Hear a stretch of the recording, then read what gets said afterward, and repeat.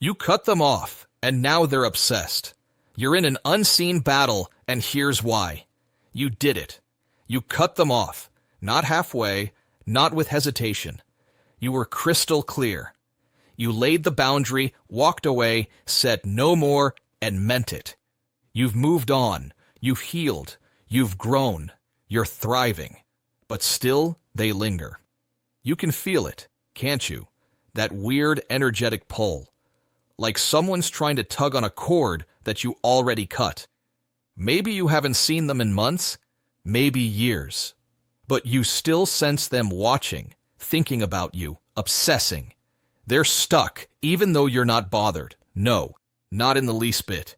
You're out here living your life, wondering, why can't they let go?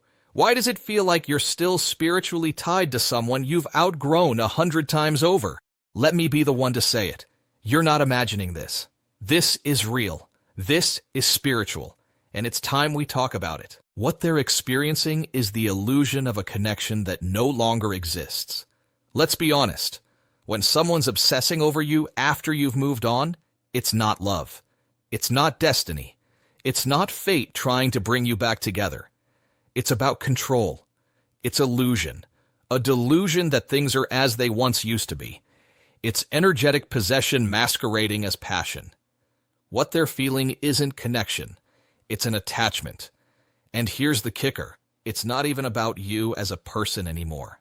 It's about what you represent to them. You see, when you walked away, you became unattainable. And some people, they don't crave connection. They crave control over the unattainable.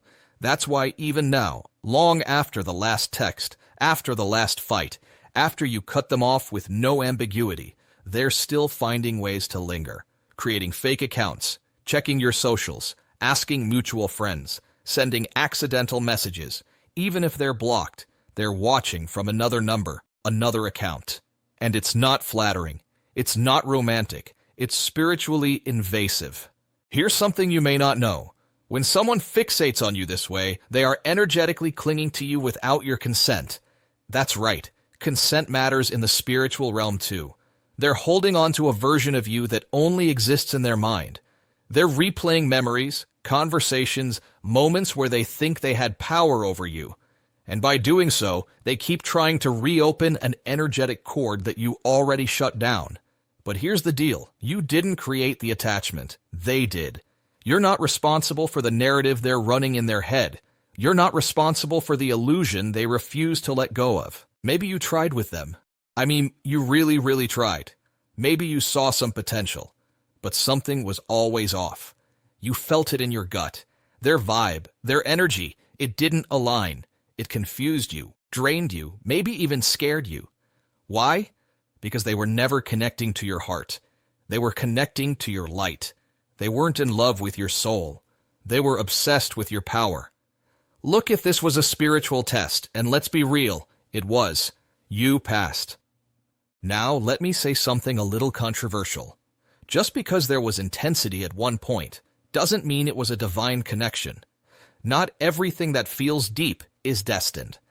Some people enter our lives not as soulmates, but as spiritual exams. Pop quizzes from the universe to see if we've learned the lesson.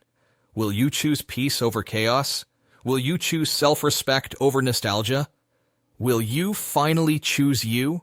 Because this person, they were the test, and you passed. The obsessive clinging you're sensing now, that's the backlash of you graduating. They didn't expect you to evolve. They thought you'd beg, that you'd bend, that you'd need them. Instead, you left, quietly, confidently. And now, they're unraveling. Not because they miss you, but because they miss the access. You might be feeling the signs of a spiritual invasion. You might still feel this person, even after months of silence. Here are some signs their energy is still trying to infiltrate yours. Random, intrusive thoughts about them. Dreams or nightmares about them, even though they are not on your mind. Sudden waves of anxiety or irritation when they pop into your mind out of nowhere. Suddenly feeling tired and drained after scrolling social media, even if they're not on your feed. That's because they may be trying to get into your energy through another account, or just staring at your public profile picture. I'm not trying to creep you out. I'm just saying, it's not easy for some people to move on. You have to be aware energetically, and then try your best to not let their energy overwhelm you. You could also experience unexplainable exhaustion or mood swings at times, especially at night as you're trying to wind down. That's someone trying to psychically reconnect without your permission. And if they're dabbling in any kind of spiritual manipulation, emotionally trying to overtake you, that can feel exhausting, for sure. Some people will literally try to mimic your essence, talk like you, dress like you, copy your creativity, mirror your mannerisms, because they don't know who they are without you. The truth they'll never say out loud is this: you were the standard, the blueprint, the one who forced them to look in the mirror and face themselves. You triggered their transformation, not through drama, but through your absence. And some people can't stand to see you rise after they tried to break you. So they flip the narrative. They project. They lie. They call you the narcissist, the villain, the cold one. But deep down, they know the truth. They can't control you, and it's frustrating them. You were the only one who ever held them accountable. And now they're facing their own karma without the comfort of your light. It's devastating to them. But they couldn't level up when they were with you. Some of them just didn't want to. It's a choice they made. Some of you watching this aren't just sensitive. You're spiritually gifted. You're what I call an energetic mirror. You reflect back to people the exact parts of themselves they've been avoiding, and they either become obsessed or enraged.